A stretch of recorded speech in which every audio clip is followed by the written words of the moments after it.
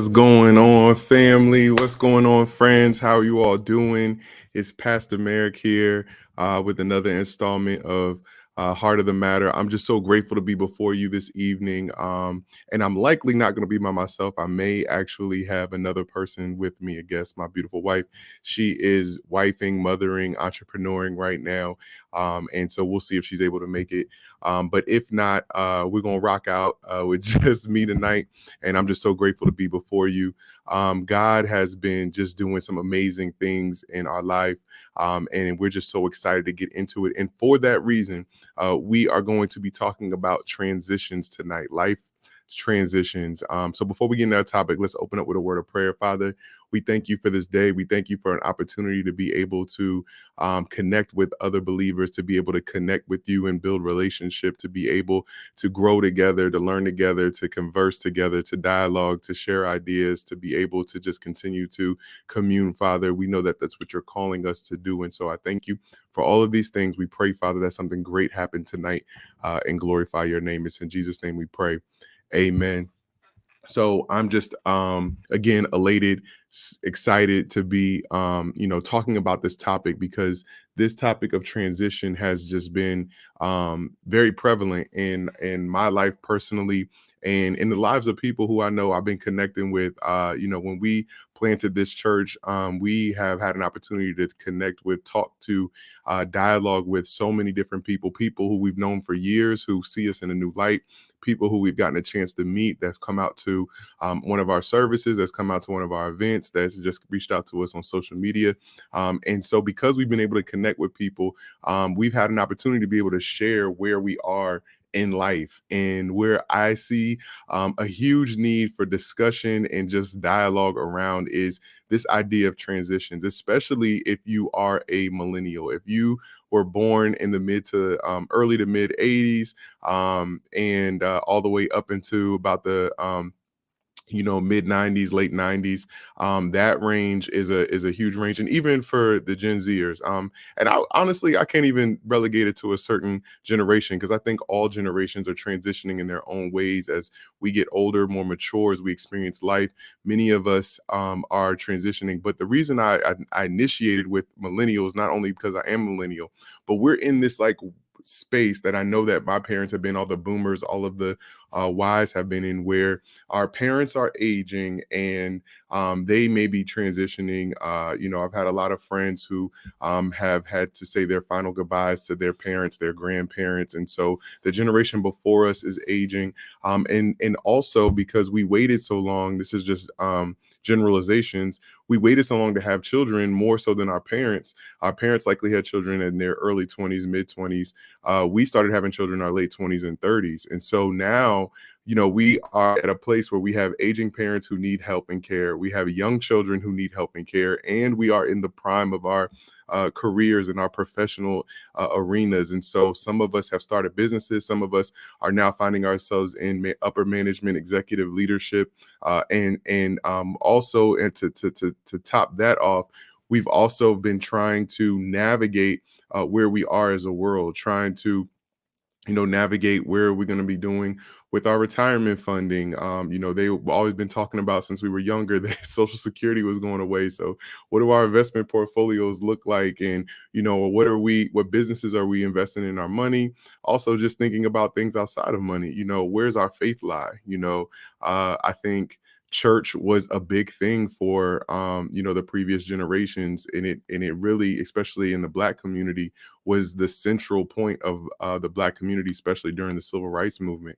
And so church was at the heart of the community. Not only was it a place of worship, but it was also a place where they ran programs out of, where people got a lot of help, where people gave to. And so the community thrived. But now, our communities are starting to meld, and we're not just all Black communities or white communities or Hispanic communities or Asian communities. We're melding. My neighbors are all different, have all different cultural backgrounds and ethnicities. And so now that we don't have a Black neighborhood with a Black church, what does it look like for the church in this age, and how do we understand our spirituality and before it was a lot in groups, and now it's a lot individualized. And so many of us are finding ourselves transitioning just individually, but also transitioning generationally, transitioning culturally.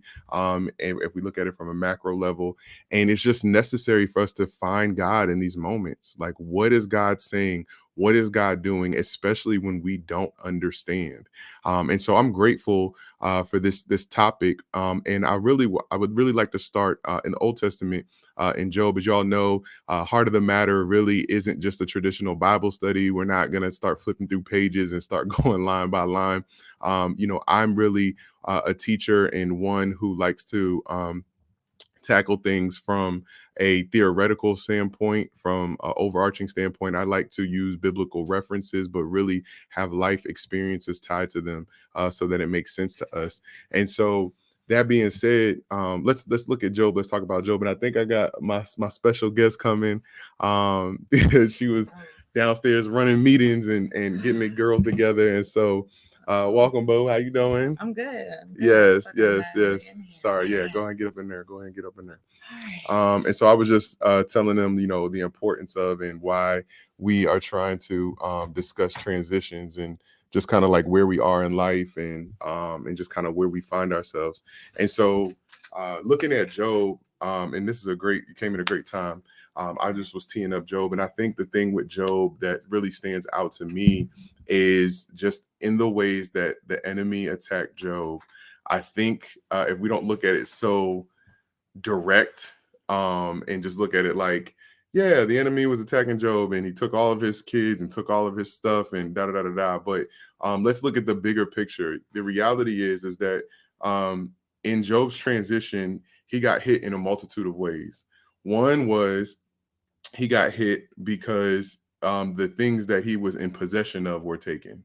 And I know kids aren't possessions, but if you look at it as like the things that were attached to him that he felt that he had control over or say over, or that he was managing or stewarding or guiding or leading, the things that kind of helped him to define who he was as a father, as a business owner, as a leader, all of those things had got taken away. And so he had to transition almost like his identity around that, right?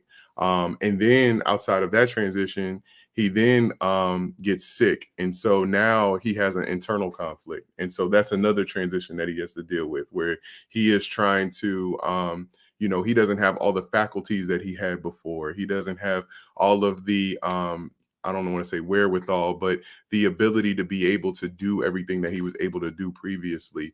And so that was another type of transition. And the final one was his relationships, right? So his wife was like, just curse God and die. Just kind of just told him just to, left his side.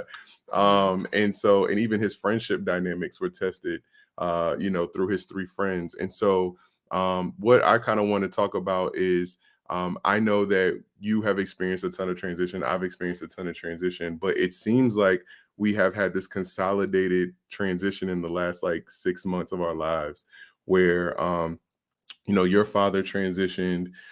You and I have been looking for new places to live. Your business has almost doubled in the last 6 months. We started a church in the last 6 months. And so all of these things, well, let's just kind of start where Job was, about the external things. What is it that God has been doing in your life when you think about your external things, like your kids getting older? Ava's about to go to kindergarten. When you think about your job expanding and your business expanding, and when you think about kind of like us potentially moving, buying, selling houses and stuff like that, like all of the possession kind of things, or, what are one of the what's some of the ways that those transitions are challenging, those type of transitions, and kind of like how do you work through it? Is it just prayer? Is it just a day by day thing? Like you just tackle things as they come? Like how do you navigate through those external transitions? Yeah. I don't know if I'm actually fully qualified to even answer that, because I don't. Right. Honestly, I don't do them well. Right. Well, what do you struggle with? I think it's like with transition. I think it's mostly I don't know. I think the hardest part is just accepting that things have transitioned or that it's change. And so I think that's probably like the hardest piece to kind of like wrap your head around, if you will. I mean, right, things happen all the time, every day. Everyone's life is changed or affected in some way. Right. And but I think it's more of a mental thing, like really accepting, okay, this is happening, now what? And so a lot of times we get so comfortable in what we've always known, what we've always done, what's always been, and having to face this new reality or, face the change. I think that's probably like the hardest part. Yeah, that is deep because we kind of make fun of it, which I don't know if we should or not. But in the Bible, every time somebody gets like terrible news, like they run off and like rip off their clothes and just put on a sackcloth and rub ashes on their head. Yes. And really, it sounds a little funny because it's just like the most dramatic scene ever. Like, dramatic. oh my God, like no. But I get it though. I mean, right. But I think that's their sign of grieving, where they're trying to come to terms with what just transitioned in their life. They just lost somebody. Something bad just happened. I don't know, and even Job, for example, is definitely, he does that. He has a moment of trying to wrap his mind, like you just said. And I think the acceptance part is probably the part that many of us skip over. I can say people like me who are trying to be like problem solvers or try to just be like, okay, I got to figure it out. Don't give time to just really try to come to an acceptance. Like what your life was before is not it no more. And some of it is good. Like if you have a good transition, like if you just came up, but I think you still got to give time to the fact that like that job, that schedule that you were on, those responsibilities are it's different. It takes time. But I think before it takes time, you just have to just really accept it. Right. And so that acceptance process, what does that look like for you? Is that just letting it marinate for a little while? Is that like through prayer? Is that like shedding tears? Like what do you do to process, I guess, is a better question. Yeah, I mean, it definitely depends on on whatever the situation is, whatever the transition is. But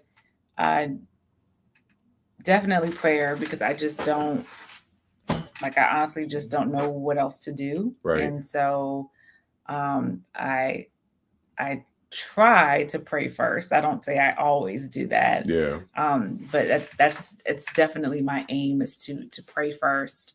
For me, I internalize things and just really it takes me a while to kind of process things in general. So I do take time to myself to just kind of, well, I don't know when I get quiet time, but let's just say this was like an imaginary world and like had quiet time and could really just like sit back and, just kind of take things in. Are you making like decisions during this time? No, I think that for me, I guess that's the accepting piece of it, and like I said, again, it just depends on the situation, because some things are going to take a little bit longer to process than others. It's like, like you said, come up, hey, I got a new job, I'm making $30,000 more. That's easy to process. It's like, but I'm going to spend these coins on like money. So like that's easy, right? A little bit easier. I mean, that has its problems too. More money, more problems. But it's a little bit easier to process as opposed to a loss or something like that. So yeah, no, I feel you. I think those external things. While you were talking, I was thinking those external transitions, like things that are happening to people, to situations that we're connected to, but not necessarily, hindering us personally or changing us personally or dealing with us personally. Those things are hard too, because I think, for me, whenever I experience a transition that happens outside of me that I care about, I think the hardest part for me to accept is that I don't have control of it. And that's good or bad, right? Because I think the hard part for me is like us like trying to put in offers for a house. Like we put our best foot forward, but we don't control it. You know what I mean? Like we just wait to find out, you know what I mean? Or us trying to do stuff with this church. Like we're going to put our best foot forward, but we can't control the outcomes. And so I think the hardest part going through transitions that you can't control is, yes, the acceptance part of it. But I think part of that acceptance, at least for me, is trying to really learn how to trust God in that moment too. Yeah. And I think that's the hardest part, because for people like me, like I just want to keep doing more. Like I think there's like, I always take it upon myself. Like, I should have done this. Like I'm going to go back and watch this again. I'm gonna be like, the lighting was terrible, or the seating was wrong. Like, oh man, I wish we would have. And I'm just going to keep churning. But I always like, you can churn God out of it and just be like, oh, okay, God, I'm not even going to just give it over to you. I'm just going to keep, And so I think part of the acceptance for me, at least, has been about trying to learn how to trust God in the transition. Yeah. And so what's something, so that's the external transitions. Okay. What happens when it's something that happens to you internally? Like, what if it's something that like you're starting to learn or see that like you're not losing weight as fast as you want to, or when you get a diagnosis, or when you are trying to figure out something that either may be right with you, or maybe it's good news. Maybe you just got a positive on the pregnancy test and you've been trying for so long, but something that's happening to you, to your person.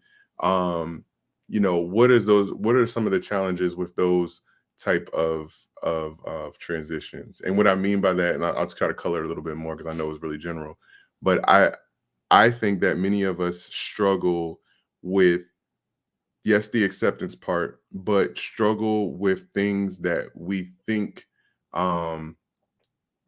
reflect, or that we identify with. So if you identify with your body and your body starts to change, like how do you navigate through that? Like does it hit you different?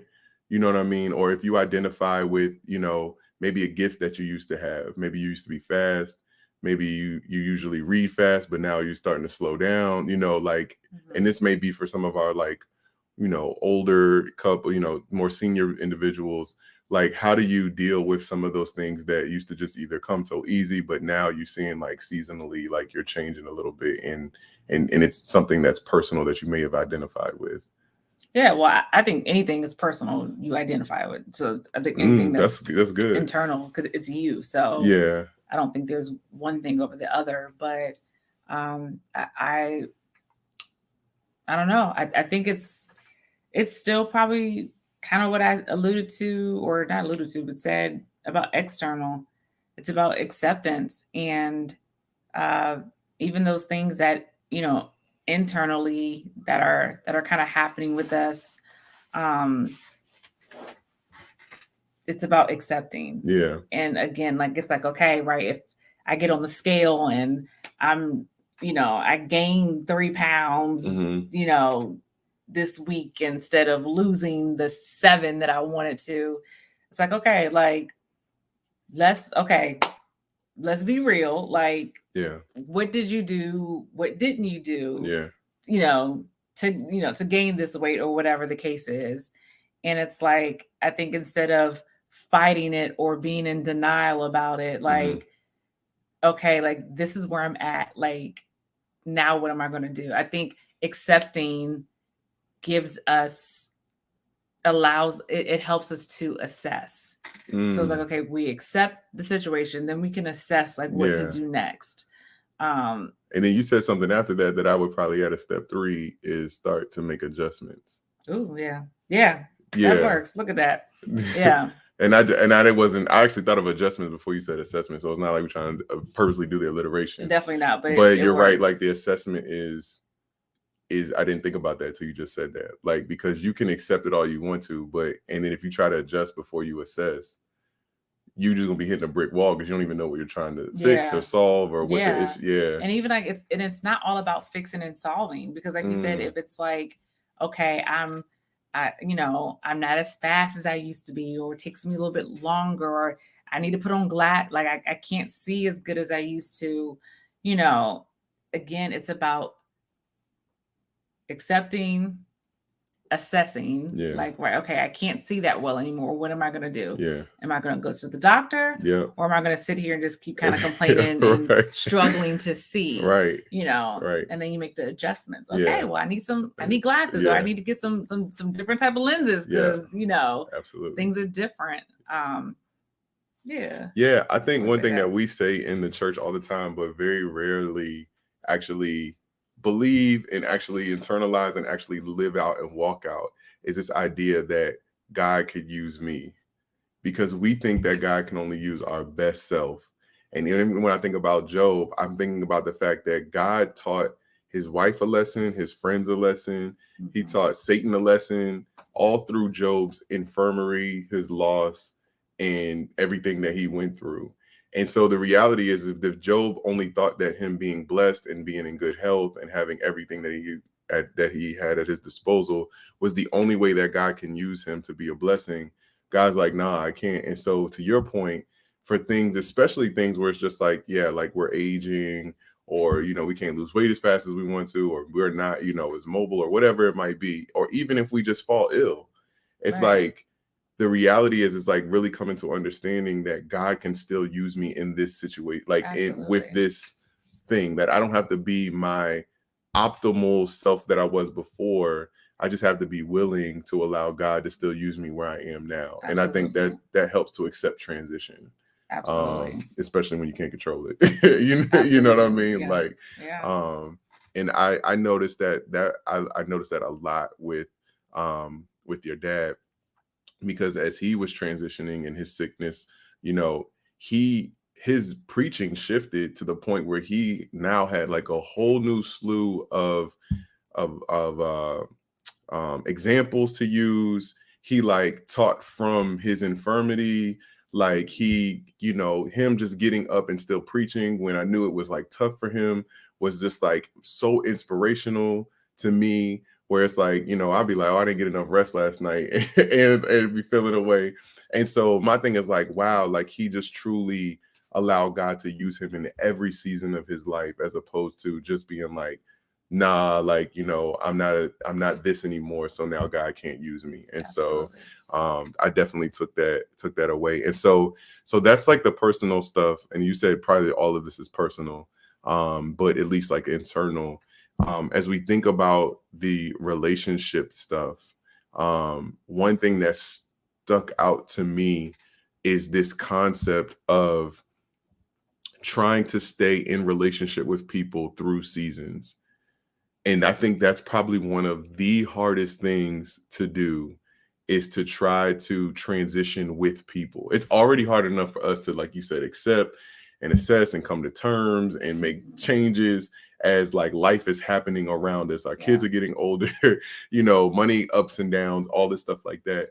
But what about trying to stay with people through all of that, and they're dealing with their own transitions? What are some of the like things that we need to be mindful of, or just in your own personal experience, some of the challenges that come up with trying to maintain friendships or marriage or whatever through these crazy things? Like, what are some things, and you ain't got to put your business out, but just some of the things that you've dealt with, and then just kind of like learn from those situations? No, I mean, I just think like, I mean, with any relationship, just anything, you know, I just, obviously communication is key. I know that's such like a super tired and like everybody say overused phrase. I'm like, oh, but it's true. Like it's true. So I think that's important, because you can at least kind of see where people are at. You know, you can see, you know, if someone is going through a transition, okay, if they can communicate it, you know, you can see where they're at. And then if you're in relationship, like if you're not going through the transition, but you're in relationship and you want to support or trying to support, I think it's also good for you to see, right, if you're able to support and kind of be there. You know, sometimes I think people feel like, right, you have to stay in a relationship with someone just because it's what you're supposed to do. Right. This is outside of marriage. I'm not talking about marriage. This is different. I'm not saying like, oh, you know. But I just think like sometimes it's like, oh, okay, well, like this is what I'm supposed to do. But again, like it just goes back to that assessing piece. And I think not a lot of times, I think at some point in life, we're all going to go through at least one transition that is going to ultimately change us and change the way we live, change the way we act, change the way we talk, do whatever. At least one. And that's if that's deep. That's if you don't got, if life is super kind to you, but people, there are a lot of things that happen that just change you as a person. And then like, so you're now, it's like your truth, it's like now if you were living your truth, you're not going to be doing the same stuff that you was doing before. Yeah. And so it may not be with the same people. It may be with new people, or it may be with the same people who are saying like, hey, no matter what, like I love you, so I'm gonna grow with you or whatever, which I feel like that's like how a marriage should be. That's why I said marriage is different, because you do evolve, you do change all the time. But again, it's about communicating so that your spouse can like change with you. Like not that they need to change, but they can like come along with you in your evolution. And I think that's for anyone, like especially in a marriage. Like people get left behind, or they don't know who their spouse is because, well, you change, but you're different. Let's accept the fact that we're all going to change. Accepting, like we're all going to change. So that's good. And then it's like, okay, be there with them as they journey. So that could be a spouse, it could be a friend, it could be a family member, like all of that. So I think so. You just said something, hit on something that with that shift and that change, and people changing with you. I think people's willingness to do that definitely says a lot about who they are to you, not necessarily who they are, period. Because I think, to your point, you said earlier, some people feel like they have to do it, and they're just doing it so that they don't look like a trash friend, or like, you know what I mean? Like, but I mean, honestly, like if you're headed down a path that they're no longer walking on, then you're doing someone a disservice by making it seem like you could fulfill a job description that you can no longer fulfill, right? And there's some things too where it's like nobody's doing anything wrong, but everybody is doing everything they need to do. So I think when we leave on this thought, and I really want to leave on the thought that you just said, is when things happen around you and they do something inside of you or to you personally and shift your perspective, shift your truth, shift your who your authentic self is. I think what we really have to press into is trying to find our identity in God. Because I think Job shows that, like, his wife couldn't accept the new him. She was like, just go ahead and die. And his friends were saying, you did something wrong in this season. That's why you're in this situation. And so Job found his like foundation in God and got new revelation in that. And I know that that's something that's cliche, but I think what we're saying is that those are moments where we start to re-identify ourselves in who God is calling us to be, and not necessarily who we've been. And transition helps us to realize that this is now a moment where God is calling me into something different. And so, I love that. And so, we're at the 7 o'clock. And so I definitely wanted to, thank you guys for joining, but then I also always want to leave you with the last parting word, thought, whatever, as far as just giving people a sense of encouragement or something to just leave them with. I would just say, change is, it's not just good, but it's just a part of life and transitions. So it's not that it's good, because some change is not going to be good, honestly. And I think we just have to, again, accept that. So I think if you don't get anything that I said, anything else that I said, I think just about just acceptance and really just like, okay, this is where I'm at. This is what's happened. And then you can say, now what? Right. And, accepting it in your mind, accepting it spiritually, accepting it with God, saying, okay, God, like this happened. I don't like it, but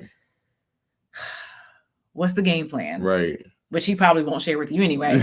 But, go to a place unknown and I'll show you. Right. So, but just whatever the transition, just accept it and it'll just kind of make everything else flow a little bit easier. I love it. So we talked out of Job. Definitely go and read the first, I would say the first 3 chapters of Job, and just kind of be mindful about, what you see in it, what God is doing, what is Satan doing, what is Job doing, his friends, his wife, and how he's responding. You heard from Pastor Tiff.